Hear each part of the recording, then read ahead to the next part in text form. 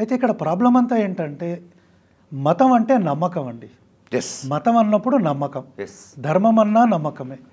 నాకు తెలిసి చాలామంది హిందువులు కూడా మన గ్రంథాలే చదవరండి మీరు చెప్పినట్టుగా.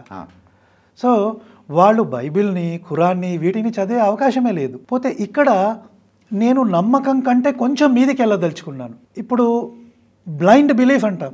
నేనైతే బ్లైండ్ బిలీవర్ని కాదు. ఇప్పుడు చాలామంది మీరు క్రైస్తవులను అడిగినా లేకుంటే ముస్లింలను అడిగినా వాళ్ళు ఏం చెప్తారంటే మా మతమే కరెక్ట్ అండి, అది మా నమ్మకం, మా దేవుడే కరెక్ట్, అది మా నమ్మకం.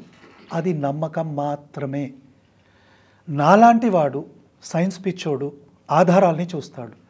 సో నేను ఎప్పుడైతే గ్రంథాలు చదివానో నేను ఆధారాల్ని వెతికాను. అయితే ఇక్కడ ఒక ఇష్యూ ఉంది. అన్నీ నిజమని సంపూర్ణంగా నిరూపించడం అనేది సాధ్యం కాదు, 100% సాధ్యం కాదు. అంతెందుకండి, ఇప్పుడు ఇవల్యూషన్ అంటాం మనం. ఒక ఏపు నుంచి మనం మానవుడు, దానికి కూడా ఆధారం లేదు. ఎందుకంటే డార్విన్ సిద్ధాంతం అంటాము. ఆ డార్విన్ సిద్ధాంతానికి కూడా ఎన్నో ప్రాబ్లమ్స్ ఉన్నాయి. అందుకే తర్వాత కాలంలో నియో డార్విన్స్ థియరీ వచ్చింది. అది సరిపోకపోతే మ్యూటేషన్ థియరీ అని తీసుకొచ్చారు. ఇలాంటివి ఎన్నో వచ్చి ఇప్పుడు పంక్చుయేటెడ్ ఈక్విలిబ్రియా అనేది ఒక థియరీ. ప్రాబ్లం అంతా ఏంటంటే ఈరోజు నాస్తికులం అని చెప్పుకునే వాళ్ళు, హేతువాదులము, తర్కవాదులం అని చెప్పుకునే వాళ్ళకు కూడా డార్విన్స్ థియరీ తెలుసు. ఇది వచ్చింది 500 సంవత్సరాల క్రితం. పంక్చుయేటెడ్ ఈక్విలిబ్రియా థియరీ అనేది వీళ్ళకి తెలియదండి. అంటే నమ్మకం అనేది కేవలం మతంలో ఉన్న వాళ్ళకి కాదండి, నాస్తికులం అని చెప్పుకునే వాళ్ళది కూడా నమ్మకమే.